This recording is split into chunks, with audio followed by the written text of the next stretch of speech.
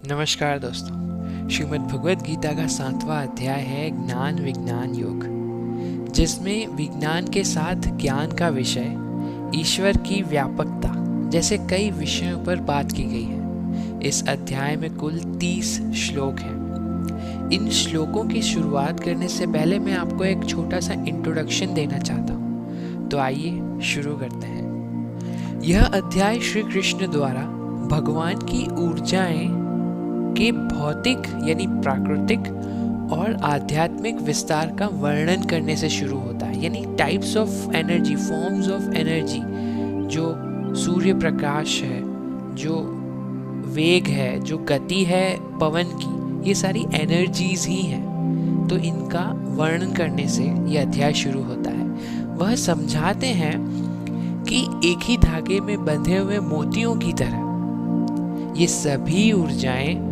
उन्हीं से उत्पन्न हुई हैं और उन्हीं में विश्राम करती हैं। संपूर्ण सृष्टि उन्हीं में शुरू होती है और उन्हीं में विलीन समाप्त हो जाती है। यद्यपि उनके भौतिक प्राकृतिक ऊर्जा माया पर काबू करना बहुत कठिन है, यानी ये सांसारिक माया पर, और जो उनके प्रति समर्पण करते हैं वे उनकी कृपा से इस माया को भी पार कर जाते हैं। फिर वह 4 प्रकार के लोगों का वर्णन करते हैं जो उनके प्रति भक्ति में संलग्न रहते हैं, और अन्य 4 जो उनके प्रति समर्पण भावना, भक्ति भावना नहीं रखते।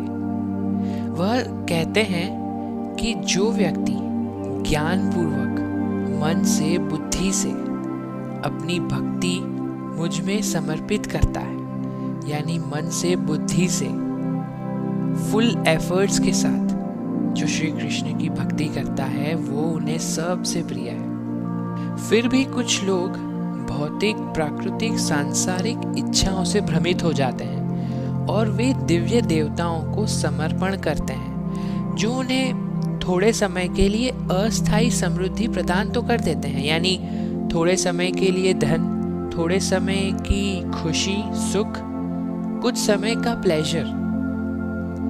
अब इन देवताओं को भी एनर्जी, इन देवताओं को भी ये सारी शक्तियां सर्वोच्च भगवान ही, ईश्वर ही देते हैं। तो भक्ति के योग्य, सबसे योग्य तो यह सर्वशक्तिमान ईश्वर ही है। श्री कृष्ण आगे पुष्टि करते हैं, यानी कि कंफर्म करते हैं कि वह अंतिम सत्य है और सर्वोच्च प्राधिकारी है, यानी कि अल्टीमेट अथॉरिटी श्री कृष्ण ही है। उनके पास सर्वशक्तिमानता, सर्वव्यापकता और सर्वज्ञता जैसे कई दिव्य गुण हैं। यहाँ सर्वशक्तिमानता का अर्थ है कि उनके पास सारी की सारी ऊर्जाएं, सारी की सारी एनर्जीज जो दुनिया में है और कहीं भी हैं, वो उनमें समाई हुई हैं। असीमित शक्तियां हैं उनके पास।